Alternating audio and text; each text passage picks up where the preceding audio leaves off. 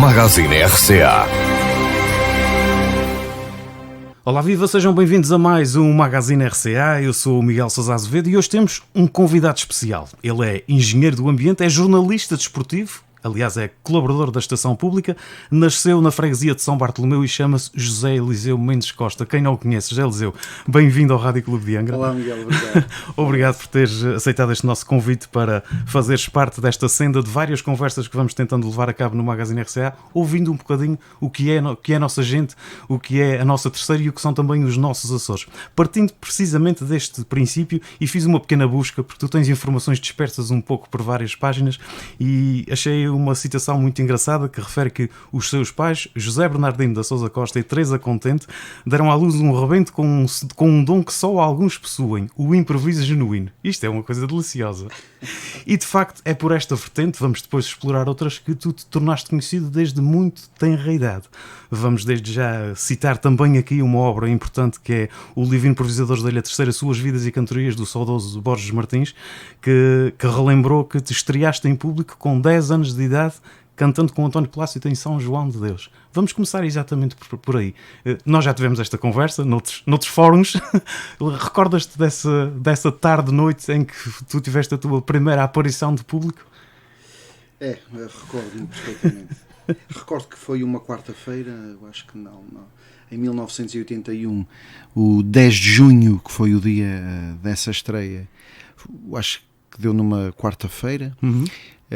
Foi tarde-noite, como o Miguel disse. Aquilo depois houve pezinho, nas festas de Espírito Santo. O pezinho é talvez até uma componente mais importante do que a própria cantoria. Um ponto alto diferente. E pronto, e havia um grupo, porque eu entro num grupo que se auto-intitulou Segunda Divisão. Isto porque haviam os cantadores que dominavam. Sim. Tinham um grupo que dominava, e então depois outros cantadores, para também, isto é uma questão também de mercado, fizeram como que uma segunda divisão com um preço inferior. Na altura era 1000 escudos, a segunda divisão 2000 escudos, a primeira divisão. Okay. E é nessa segunda divisão que eu entro. Muito levado e incentivado pelo tal António Plácido, que é quem me estreou depois à noite, porque ele era da mesma freguesia e porque tinha ouvido que eu, numa tertúlia em que metia americanos ou lusodescendentes que vieram aí de passeio, e tinha dito uma cantiga ou duas, e ele disse que era interessante experimentar uma estreia pública, e foi nesse pezinho de São João de Deus, dia 10 de junho de 1981. Portanto estamos aqui quase a comemorar os 40 anos. Fazer os 40 anos. E recordo-me perfeitamente que foi numa casa de um senhor que era moleiro, que vivia no Farroco, numa casa de esquina, e eles estavam já preparados para iniciar as cantigas ao Senhor, quando eu chego, e o tal Sr. António Plácido fez uma sinalética para eu me aproximar. Então as pessoas abriram tipo assim uma aula estreita, também não era preciso uma aula muito larga para eu passar, e eu fiquei, eu recordo-me perfeitamente este sentimento de hesitação, vou, não vou. Okay. Depois alguém me empurrou e eu lá fui, e até hoje. E até hoje. Eras um pequeno mais dado ali para coroar do que propriamente para cantar. Perfeitamente. Não é? Aliás, na altura, nos pezinhos, havia muitos pequenos que integravam o cortejo e aquela comitiva do pezinho. Sim. E que andavam sempre a ver quando atiravam um foguete com aquelas canas antigas. Para irem buscar depois caçar os foguetes. E eu recordo-me perfeitamente um senhor lá mais distraído, quando me viu entrar para junto dos cantadores, fez assim um ar mais austero, pegou-me assim no braço e disse assim: epá, deixa os senhores cantarem, que os senhores agora vão a cantar. E disse assim: não, eu também vou cantar. E ele, ups. Quer dizer, são situações que marcam, de facto. E de facto, portanto, nessa altura passaste a ser o cantador mais jovem da nossa terra.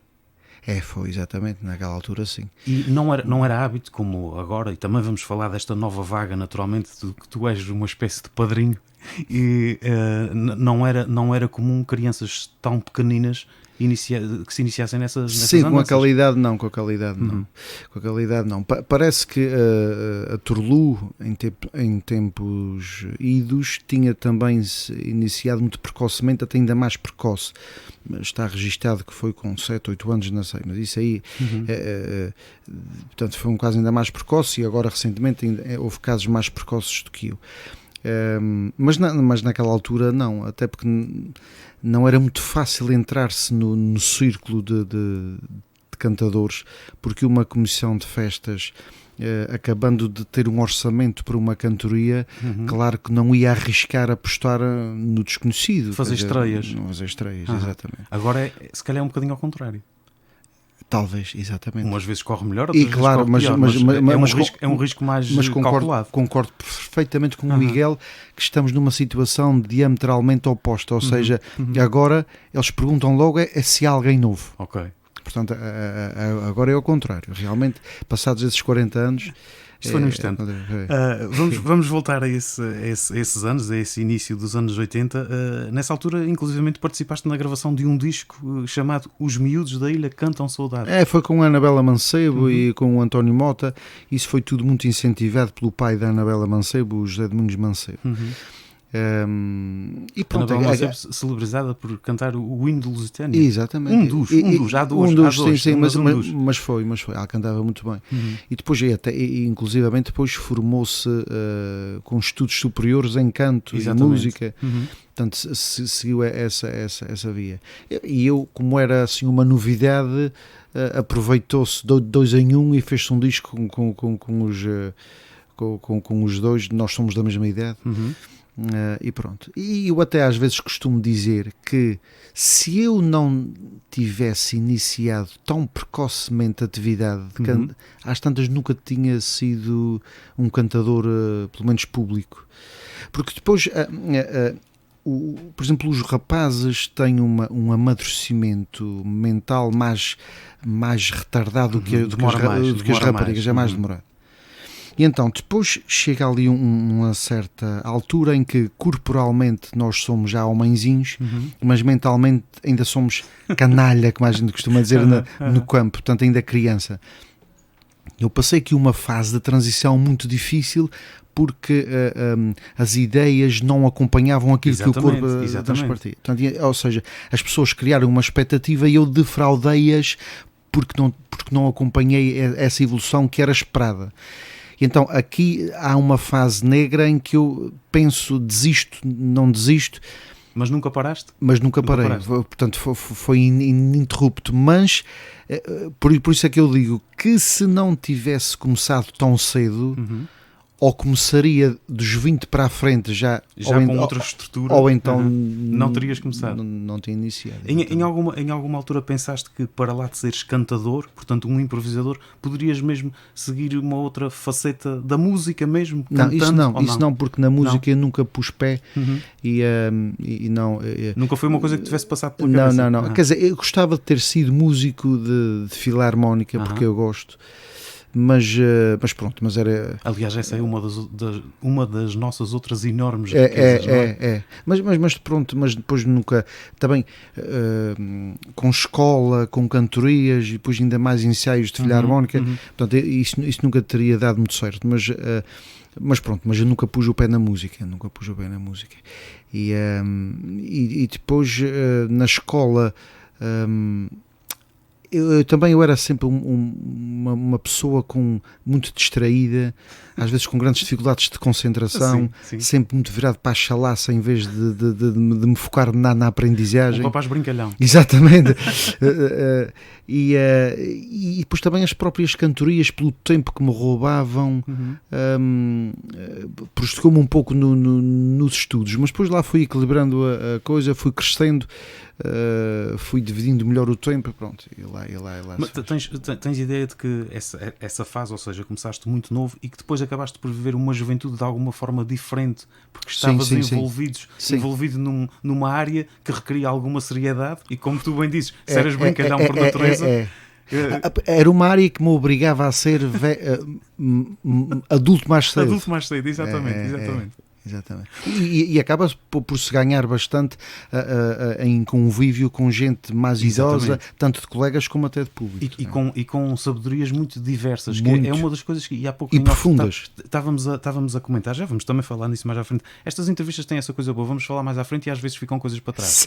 Mas seja como for, há de facto um leque de conhecimentos muito diversos entre todos estes improvisadores, que são gente que trabalham normalmente todos nas suas áreas, uns são agricultores, uns são taxistas, gente bem conhecida que tem um jeito inato para o improviso e que acabam depois por haver uma mescla de conhecimentos que faz o que é a cantoria, porque ela não é mais do que um repositório do que vocês vão absorvendo pela vida.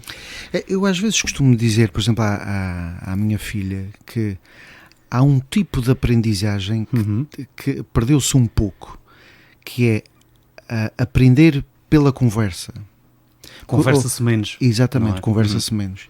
E o cantar ao desafio não deixa de ser uma conversa só que rimada. E que provoca outras múltiplas conversas. Exatamente. E a conversar aprende-se. E eu aprendi muito conversando, e ainda aprendo porque ainda mantenho essa fonte de aprendizagem.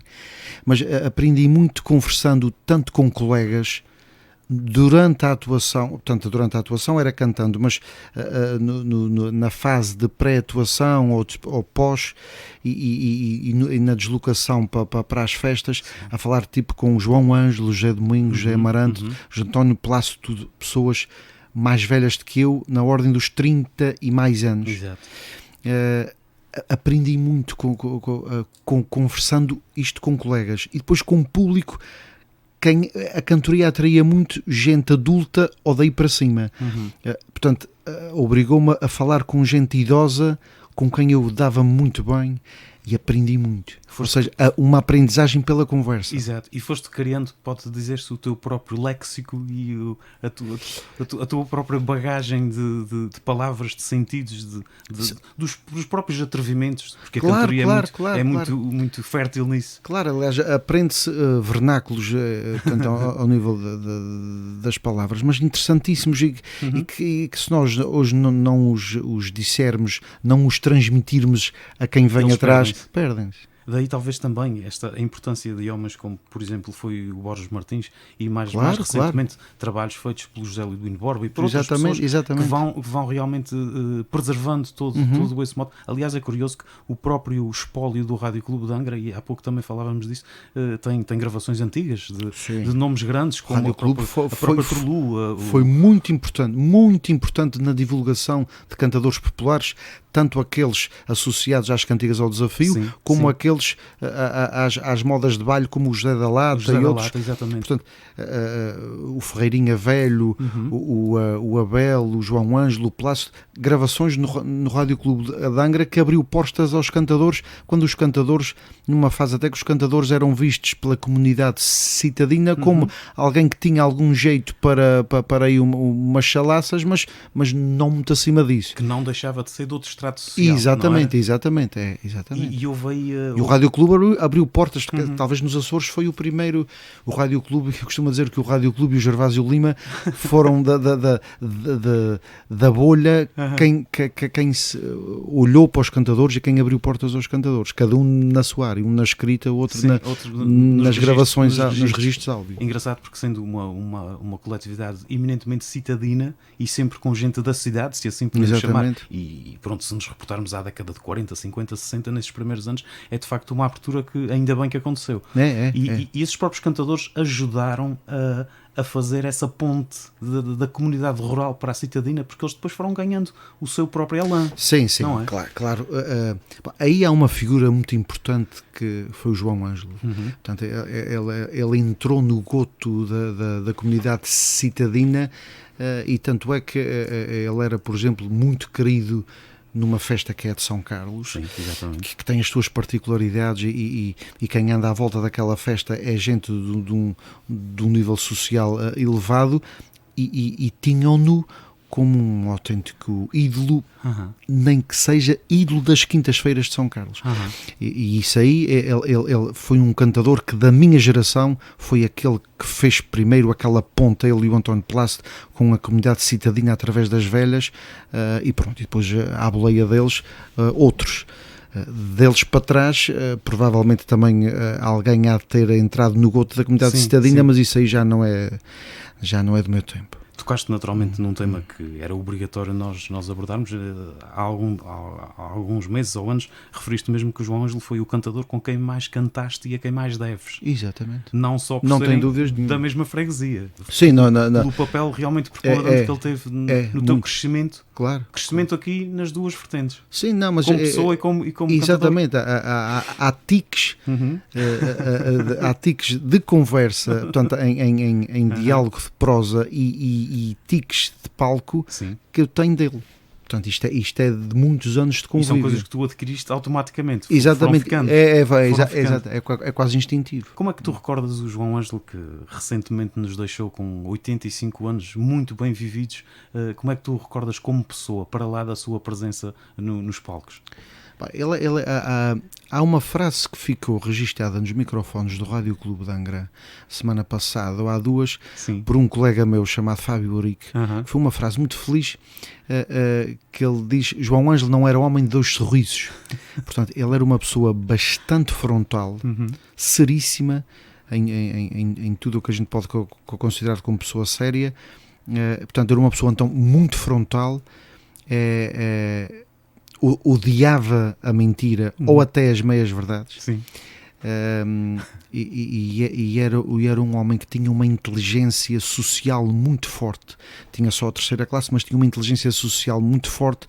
Era um observador muito peculiar, e esse poder de observação aliado a essa inteligência social era com isso que ele cozinhava aquelas piadas pungentes que ele por vezes dizia ao colega ou até a pessoas, mas com uma finura fantástica. Era com base nestes dois condimentos que pelo menos que eu considero. E como estavas também a referir, realmente foi com essa simplicidade e essa inteligência que ele fez com que as cantigas ao desafio caíssem de facto no roto. A expressão é tua. Porque das pessoas. Ele abominava o disfarce.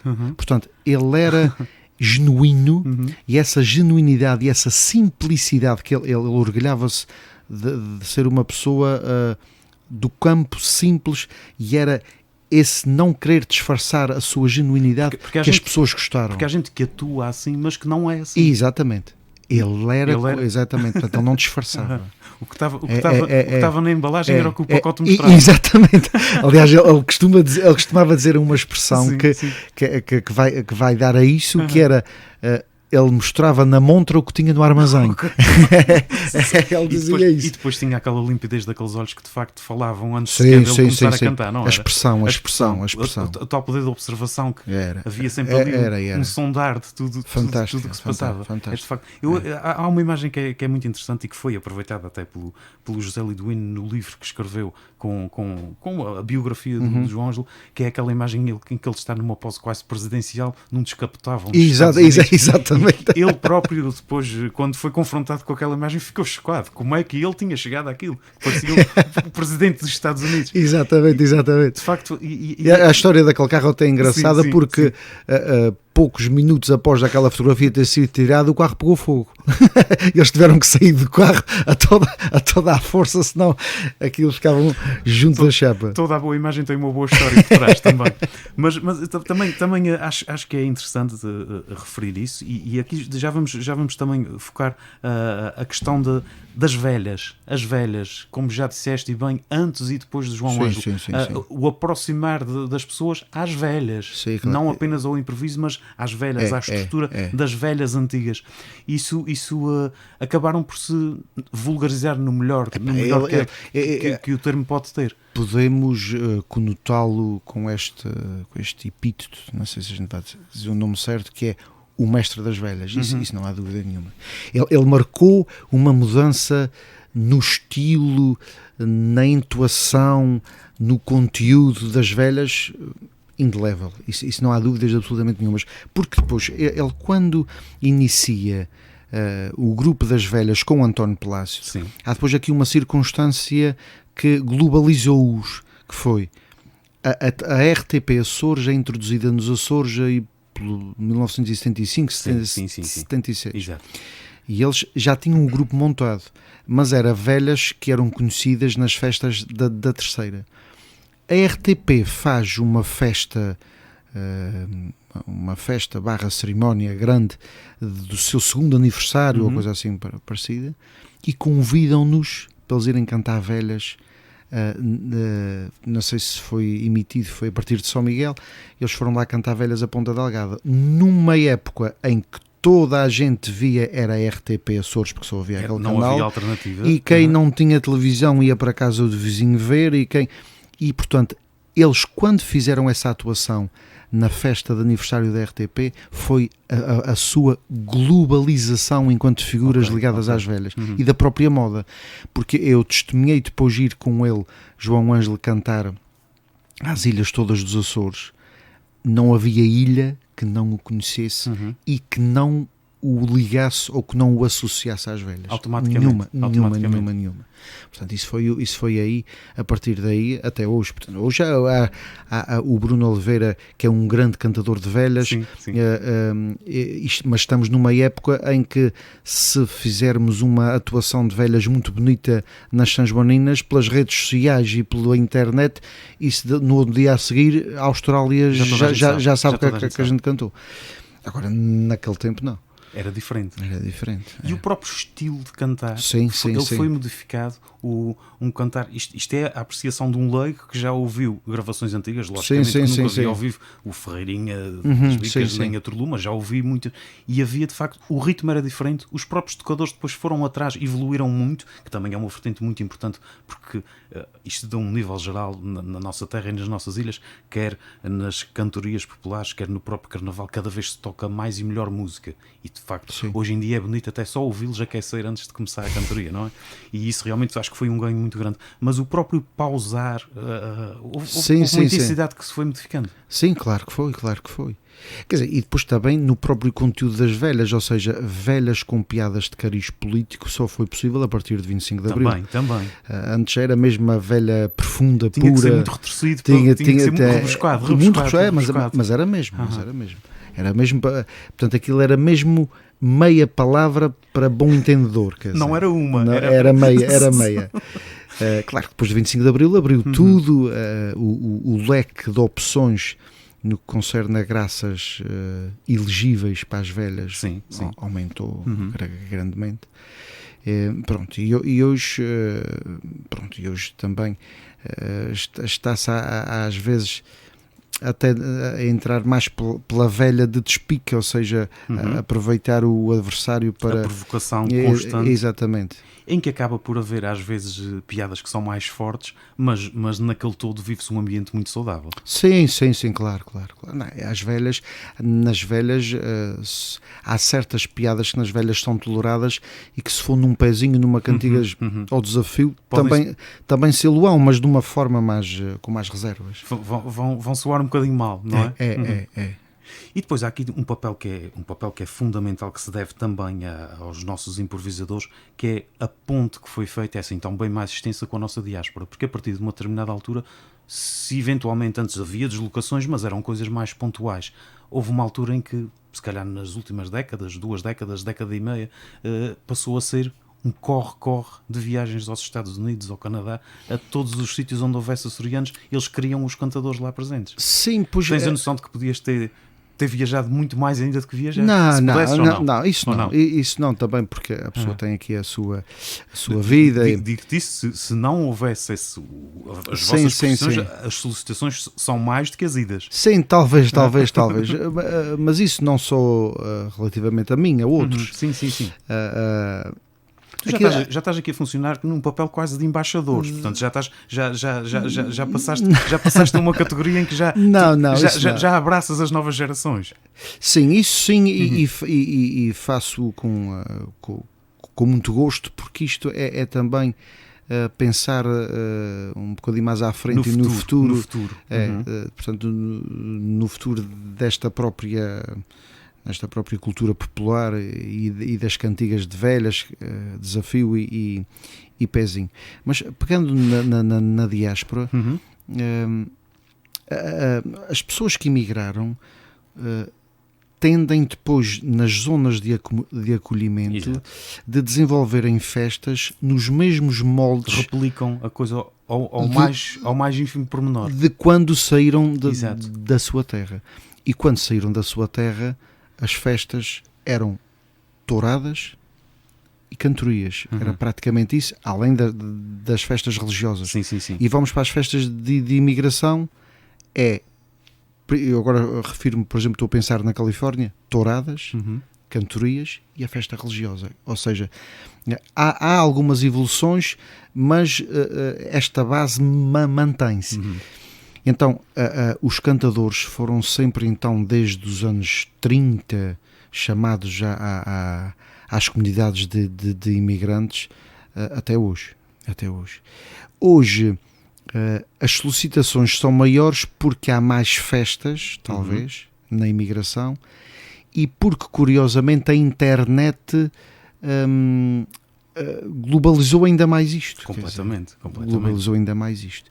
E então há algumas pessoas até com alguma dificuldade em perceber bem o português, mas que pela internet, através do pai ou do avô, chegaram a isto, e um dia que foram de uma comissão de festas, mesmo não percebendo nada disto, quiseram ter cantadores. O mesmo que acontece, aliás, na diáspora com o Carnaval. Nem mais. Os portugueses de segunda e de terceira geração sabem português para poderem entrar num baile de Carnaval. Exatamente. Aliás, que é quase... eu conheci um caso ou outro de que o seu contacto com a língua portuguesa era quase só no Carnaval. Isso é muito interessante. É fantástico. Isso acontece com todos os povos, naturalmente, mas ao nosso coração, o que é nosso, sim, não é? Claro. Lemos isso de uma outra maneira. E nessas deslocações à diáspora, não sei quando é que foi a primeira vez que tu tiveste a oportunidade. 1983. 83, um pequeno. Sim, na altura era, quer dizer, ainda hoje sou, mas na altura ainda era mais. Foi uma experiência marcante? Foi. Lembras-te onde é que estiveste? Como é que Sim, eu fui. Aquilo que começa assim. A minha primeira ida ao estrangeiro é uma história que eu vou tentar resumi-la, que foi. O meu pai ficou órfão de mãe aos 9 anos. O meu avô casou segunda vez com uma senhora que também era viúva e que não tinha filhos, e que adotou o meu pai como se eu quase fosse filho biológico. E toda a família dela, madrasta do meu pai, teve no meu pai um primo e não propriamente um enteado da sua tia. O acolhimento foi total. Ok. Sim. E há uma dessas irmãs da minha avó madrasta que veio cá nos anos 70, finais dos anos 70, e alguém pediu para que eu dissesse uma cantiga a ela. Okay. E ela veio com o marido e eu disse uma cantiga e acharam muita piada. E na viagem de regresso aos Estados Unidos, ele, casado com essa senhora que era irmã da minha avó madrasta, parece que disse a eles: se eu não falecer, eu ainda vou levar este pequeno a cantar a América. Okay. Mas acontece que ele faleceu. E o filho foi de uma comissão de festas em Turlock, na Califórnia, que é chamada da Senhora da Assunção dos Portugueses, em 1983. Ou se não foi, era muito próximo de quem era o chefe, o presidente da festa. E então, para cumprir, e como sabia que eu já cantava aqui, e para cumprir o desejo do pai, coisa engraçada, levou-me, convidou-me para eu ir cantar lá àquela festa. E então, depois de estar lá, cantei em outras. Mas isso só daí já tem um significado mas ainda mais, exatamente, da minha ida exatamente, a minha primeira ida aos Estados Unidos. E chegando lá, depois cantaste em mais sítios? Sim, cantei em mais sítios, cantei em Gastin, cantei depois em outros salões, também agora não me recordo bem. Sei que a minha estreia foi no salão de Hanford, numa festa de Santo António, e depois fui cantar naquela festa que me tinha convidado, que é a meados de agosto. Depois parece-me que cantei em Gastin, depois também em mais, não sei, para os lados de São Francisco, mas depois também, agora eu não me recordo muito bem. Isso passaram tudo a ser locais onde tu te sentes em casa? Sim, pois a pessoa acabando de ir mais do que uma vez, começa a conhecer pessoas pela conversa. Sim. E agora, porque há uma coisa interessantíssima. Quando eu fui as primeiras vezes aos Estados Unidos e até a internet se implantar, passou muito tempo. As pessoas queriam me conhecer para conversar. Okay. E agora querem conhecer-me para tirar uma foto. É diferente. É uma coisa engraçadíssima. As pessoas querem é tirar uma foto para depois meter no Facebook e depois porque viram através do Facebook e das redes sociais e da internet aquela cara, e então querem tirar uma fotografia com aquela cara para depois. Antigamente ouviam falar e queriam-me conhecer para conversar. Quer dizer, quem diz eu, diz os outros. Os outros. Mas tu notaste bem essa transição.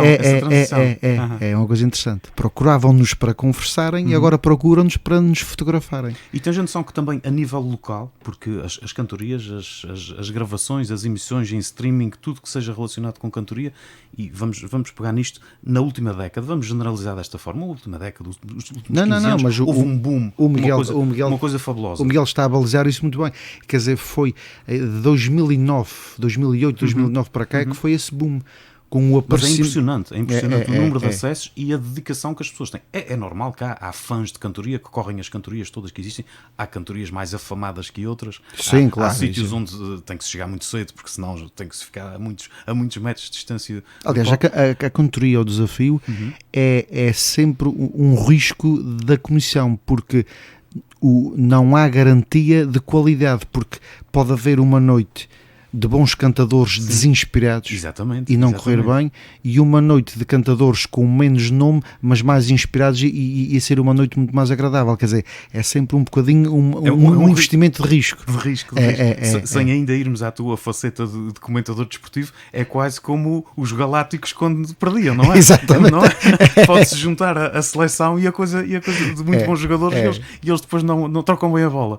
Mas de facto esse boom é uma coisa efetiva que vos deu a conhecer a mais públicos e, claro, que abriu a porta a que esse maior número de público percebesse que também gostava daquilo. Porque no espaço... Pode-se andar para trás, pode-se andar para frente. Sim. Vem e revém. Há montes de gente, e especialmente das camadas mais jovens, já estou outra vez com uma terminologia desportiva, mas não era bem isso, que sabem de cor. Montes de quadros. Isso é o tal pau de dois bicos que as novas tecnologias trazem. Também nos dá mais trabalho. Por exemplo, em 1940, se eu dissesse... um cantador cantasse uma cantiga muito bonita em Angra, se a cantasse em Santa Cruz das Flores, só por mero acaso é que encontrar alguém que tinha ouvido. Agora não. Agora, se eu disser uma cantiga boa em Angra e for repeti-la nas Lajes das Flores, uma grande parte das pessoas já o ouviram através, a não ser que eu tivesse tido a sorte de ela não ter sido registada, mas isso acresceu-vos o exatamente, trabalho, apurou-vos a originalidade. Obriga-nos a diversificar muito, exatamente, a diversificar muito. Isso não é um peso extra? Pois é o tal pau de dois bicos. A internet e as novas tecnologias, por um lado, globalizou-nos e por outro apertou-nos mais um pouco a questão da diversificação de discursos. Exato. Portanto, aí obriga-nos a isso. Pronto, mas isto é assim. Mas o Miguel pegou nas novas gerações. Já há ali um espaço, um período temporal, talvez de 2, 3 anos, em que aparece um conjunto, quase ao mesmo, neste espaço, de novos cantadores e bons, com discursos bons. Estou-me a referir, por exemplo, tipo a António Isidro Cardoso de São Jorge, Bruno Oliveira de São Jorge, Maria Clara, Fábio Urique, apareceram todos ao mesmo tempo e com um bom discurso. Por acaso eu tenho uma curiosidade, que é aqueles orgulhos paralelos, mas o António Isidro, a primeira vez que cantou na Terceira foi numa festa de que eu era mordomo. Na Guarita, exatamente. É engraçado. E na altura realmente foi daqueles que se destacou, porque tem uma riqueza de vocabulário em que se nota a diferença, mas não foi por escolha da comissão das festas, foi na altura o António Mota é que arrebanhou e usou na altura. São coisas deliciosas que realmente as nossas tradições populares levam a uma data de histórias encadeadas umas nas outras. Quando acabou essa cantoria, o António Mota falou, eu era o mordomo da festa, e chegou ao pé de mim e disse-me assim, vamos endireitar isto. E não percebi logo o que era, mas dali a bocadinho, como ele olhou outra vez, disse: pois isto, as cantorias têm a sua vertente comercial. Aquilo ficou, e ainda hoje se calhar se usa naquele império, quando é para ir pagar qualquer coisa, vamos endireitar isto. Pois o António Mota Fica um abraço também para o António Mota, que fez anos esta semana. É dos que estiveram presentes na minha primeira atuação. Sim, e por isso eu tenho sempre aquele, quando os ouço cantar ou vejo, o rebobino-se sempre. De alguma forma, eles apadrinharam aquela estreia. Era o António Mota, o Galanta, que já deixou de cantar há muitos anos, mas continua a ser recordado. Aquela figura que a gente conhecemos, o João Ângelo, o António Plácido e eu. Dos tocadores era o José Domingos Mancebo na guitarra, é vivo, José Amarante na viola clássica, ou violão, já faleceu, e a Cristina Velar de Posto Santo na viola regional, Guinso Cortes também já faleceu. Ou seja, metade do elenco faleceu, metade é vivo. Os anos passam de facto. Já dizer, em que posição é que tu gostas? Não vamos ainda ao desporto, mas dentro do que são as tradições da cantoria, e referíamos há bocadinho a diferença entre o pezinho, entre a vertente das velhas, puras e duras, do despique que se vai. Depois, a própria. Eu penso que o próprio seguimento do que é que são espetáculos. Aquilo são espetáculos, são feitos para o público, e o próprio espetáculo adaptou-se para ser uma coisa mais fácil de ser entendido pelas pessoas. Como é que tu gostas mais de cantar? Há muitas cantorias em que tu és o primeiro da ponta e tu acabas por ser ali um livro, uma espécie de livro, e vais distribuindo o jogo. Mas estar ali no meio do barulho e ir apanhando com os recados de um lado e do outro é capaz também de ser diferente. Em que posição, com gente mais nova, com gente com mais experiência, há diferenças? Sim, mas eu quando provoco... Sim. Se não levo, não fico feliz. Exatamente. Porque a minha função é provocar para que me deem, ou então provocar uma certa entropia, uma certa confusão, e no meio da confusão sair aquelas piadas que as pessoas gostam. E aquele enredo que as pessoas gostam. E é isso que de uma forma também vos cativa e faz despertar. Pronto, isto é um dado adquirido. Rimar de uma forma, ainda por cima, com graça, é um dom, é uma coisa que é inata das pessoas, por mais que seja trabalhada, e que pode ser, naturalmente. Haverá cantadores que nos intervalos das suas atuações vão mentalizando e fazendo lá a coisa como acharem mais prático. Mas esses despiques vão-vos... Claro. Há um entusiasmo que cresce. Atualmente, os cantadores mais ou menos cantam 4 modas. Pezinho, cantigas ao desafio, ou cantoria, velhas e desgarrada. Que foi introduzida há uns 20 anos aí. Uma influência continental, se calhar. Continental ou micalense. E o que é que acontece? Por exemplo, desgarrada pelo ritmo que tem, e velhas tem obrigatoriamente de ter graça, mesmo que não tenhamos graça, mas procurá-la. O pezinho é um paradoxo, que é, para ter sucesso, ou é quando dá para rir, ou quando dá para chorar.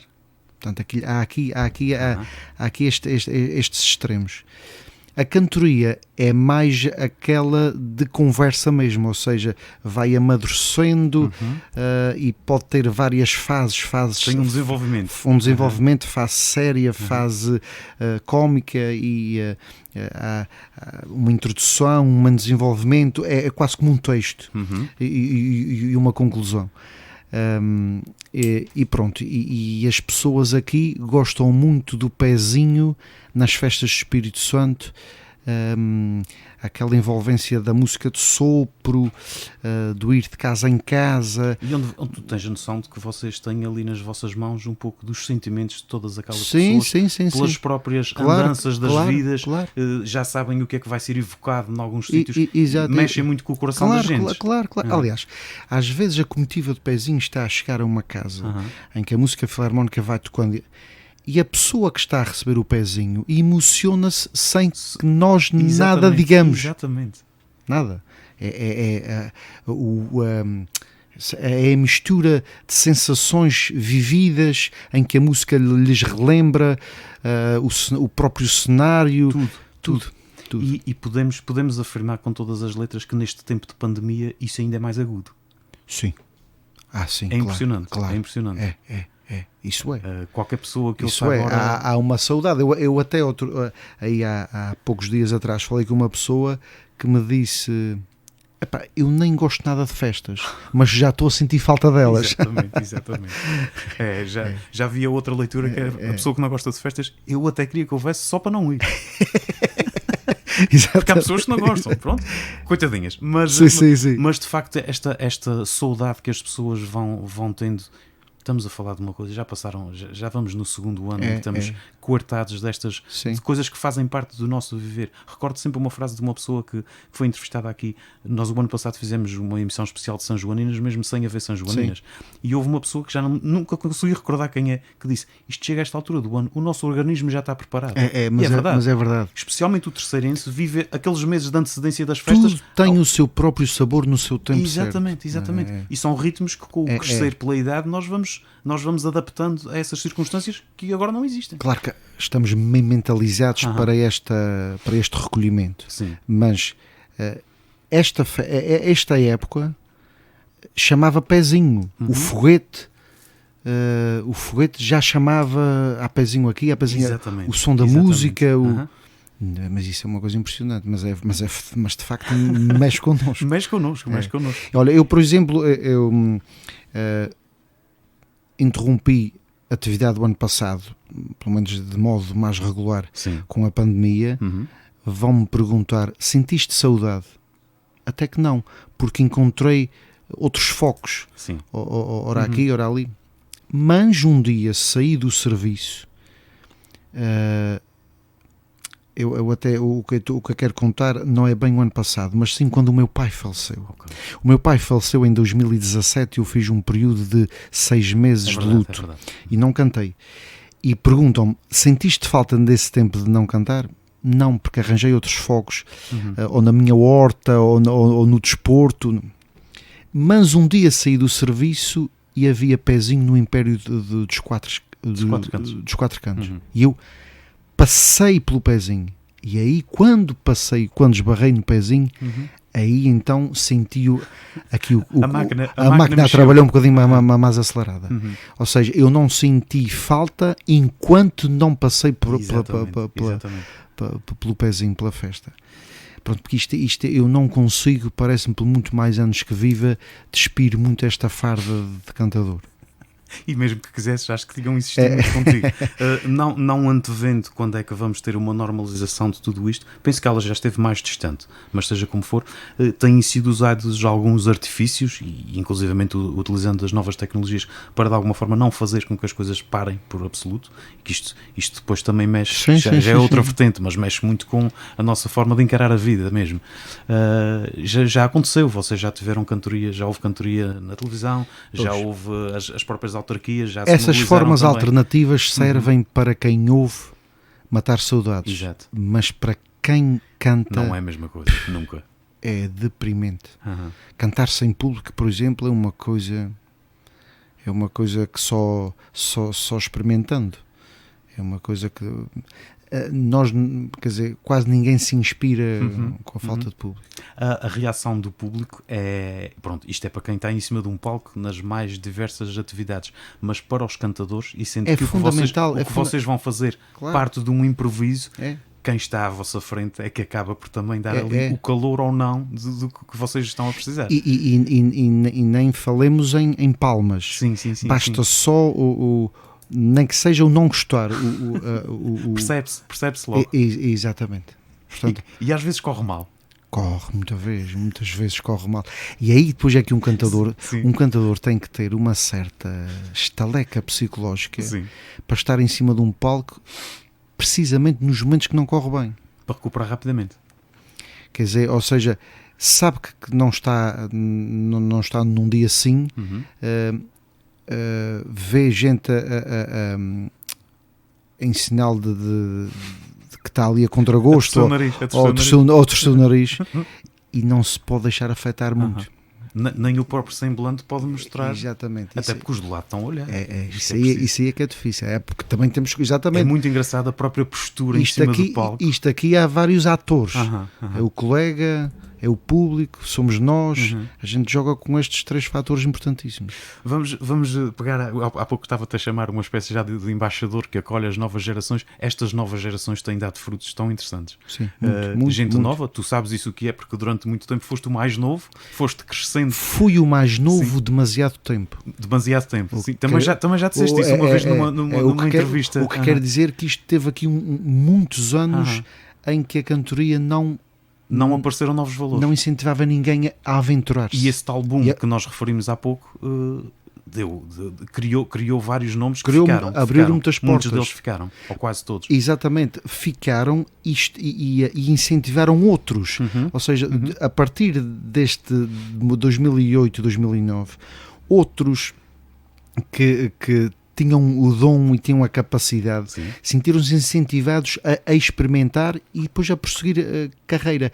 Que se fosse às tantas noutra época, também talvez um ou dois, mas só. Mas não tinha havido tanta quantidade que resultou em qualidade. Exatamente. E naturalmente que foste um observador privilegiado de como é que essa gente mais nova foi crescendo. Sim, claro. São vários os nomes. Claro.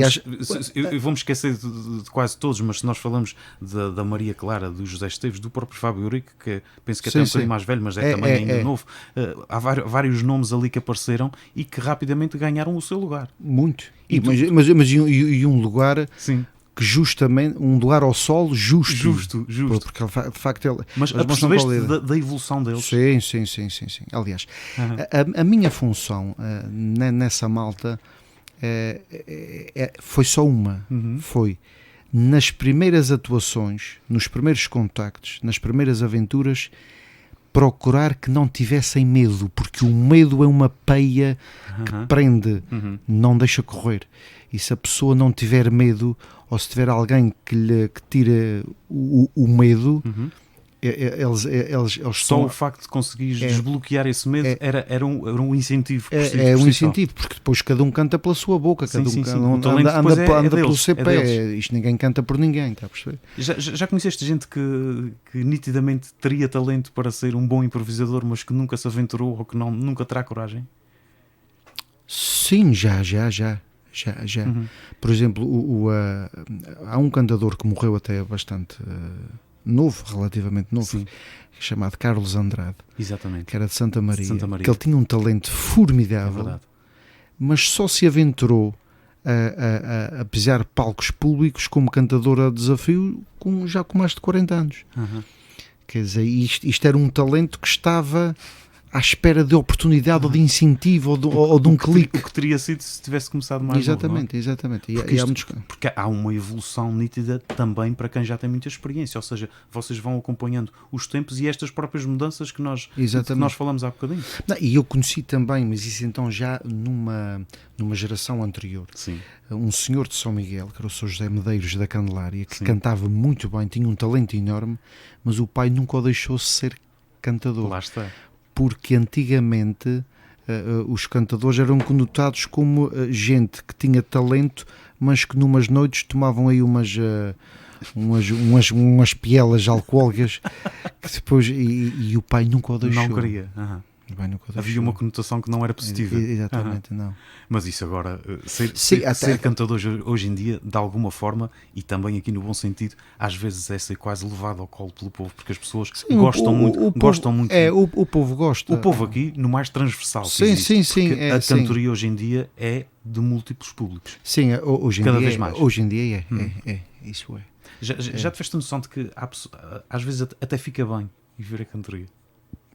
Sim, houve uma altura que era moda, era moda, não é? Era moda. Eu conheci muita gente que nunca ligou muito a cantorias, mas ficava bem estar ali. E que depois, quando isto começou a ser moda, também começaram a ir. Achas que a cantoria depois se expandiu demais no sentido de que não havia verão ou inverno em que não cessassem as cantorias? Sim. E isso depois, o que referiste há pouco da dificuldade em vocês condensarem a vossa criatividade, quando começou a haver cantorias quase semana sim, semana não. Isso aconteceu.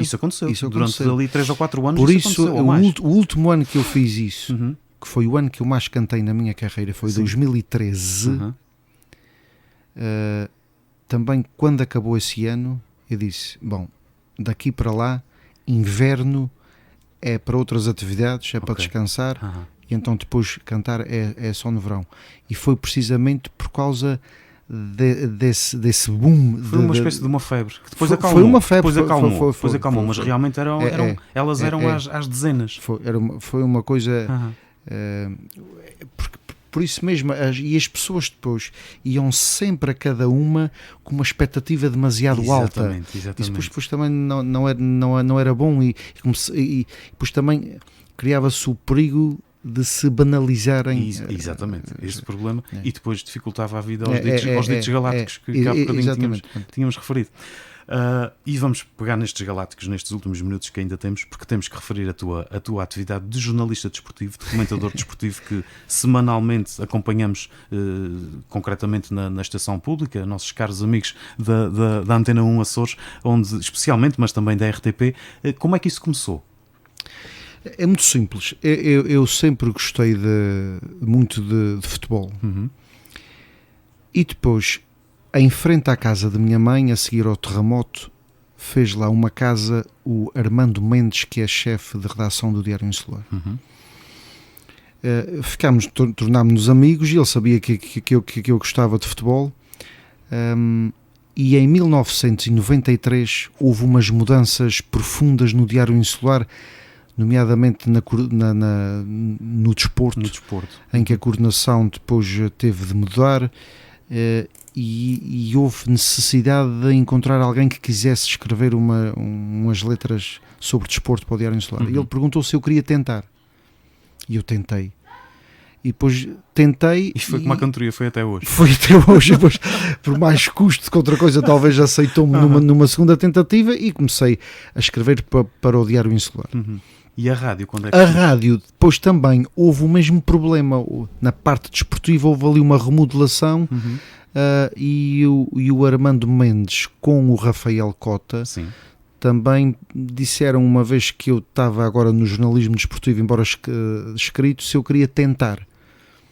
E tentei ao lado de um grande nome dos relatos açorianos, que foi o António Nanques, com quem muito aprendi. Grande vénia que podemos fazer aqui.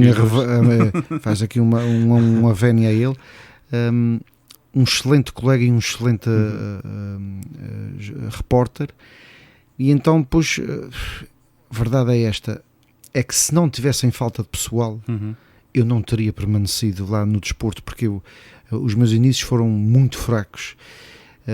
E depois fui também aprendendo alguma coisa com o Nanques, ganhando também a minha próxima... Não és rapaz de virar a cara a desafios. Sim, pois eu tive que criar o meu próprio estilo. Sim. E pronto, e depois então a RTP foi por via da fusão. Quando houve a fusão entre as duas empresas, pronto, sim. E pronto. E pronto, e estou no jornalismo desportivo até hoje, gosto bastante. Mas a minha entrada foi assim um pouco como que sem esperar. Mesmo assim há uma motivação semana após semana para ir acompanhando este que é também, lá está, este é também um mundo que tem sido bastante afetado pela pandemia. Sim, e onde as incertezas vão acontecendo. Ainda há pouco tivemos um campeão dos Açores que foi definido mais cedo do que devia, com prejuízos, sabemos para quem, mas isso já eram outros 500, mas é uma coisa que te vai dando gosto ainda a fazer? Sim, acompanho. Embora que eu gosto muito de ler sobre história do próprio futebol e do próprio desporto, que é muito vasta e rica. E sobretudo aqui na ilha já fiz pesquisas em jornais antigos, tenho muita curiosidade em saber como isto era, como isto evoluiu. Portanto é uma área que a questão dos resultados, pois os resultados é sempre aquela questão da gente ter interesse em saber a evolução da classificação e os comportamentos, e gosto de ouvir alguns comentadores e algumas análises, mas que sejam análises bem técnicas. Sim. Não muito aquela questão os fé isso não me estimula nada, nem me provoca nenhum bem-estar. E pronto, e é isso. Podemos aqui fazer uma leitura em que a tua vertente de cantador e também a vertente desportiva no lugar de comentador, essas atividades têm em comum despertar imensas nostalgias, porque são coisas que mexem com as emoções das pessoas. Sim, por exemplo, o relato podemos compará-lo à cantoria no sentido de ter que haver algum repentismo. E um ritmo próprio. É um ritmo próprio e um certo repentismo. Que às vezes o comentador mais conhecedor não consegue ter, ou tem que evoluir para conseguir ter. Sim, pois isso aí é como eu disse, com o António Nanques eu aprendi muito. Sim. E pronto, depois a pessoa tem o seu estilo. É claro que eu não sou um relatador muito daqueles que a gente possa considerar um relatador bom. Faço o meu papel, preencho bem um vazio, um lugar, uma necessidade. Pronto, e vou indo contornando os pingos da chuva. José Eliseu, modéstias à parte, tu estás no pelotão da frente. Não, muito longe disso, muito longe disso. Seja como for, esta foi mais uma excelente conversa que conseguimos aqui manter, com o traço comum de que dará aso a mais, porque é sempre bom quando acabamos uma entrevista ou uma conversa e ficaram coisas por dizer e conversar de facto é muito importante. E ainda há pouco referiste, não só nessas atividades, mas na própria vida é preciso conversar mais. Eu cultivo muito isso. Um repto que podemos deixar também às novas gerações, mexam menos os polegares e deem mais à língua. Acho que às vezes é mais saudável. Este foi mais um Magazine RCA. Eu sou o Miguel Sousa Azevedo. O nosso convidado foi o meu estimado amigo José Eliseu Costa. Foi um gosto falar contigo e obrigado. Eu é que agradeço o convite. Muito obrigado por me permitirem que eu falasse aos microfones de uma estação de quem sou sócio. É verdade. Muito obrigado. Obrigado, Will. Magazine RCA.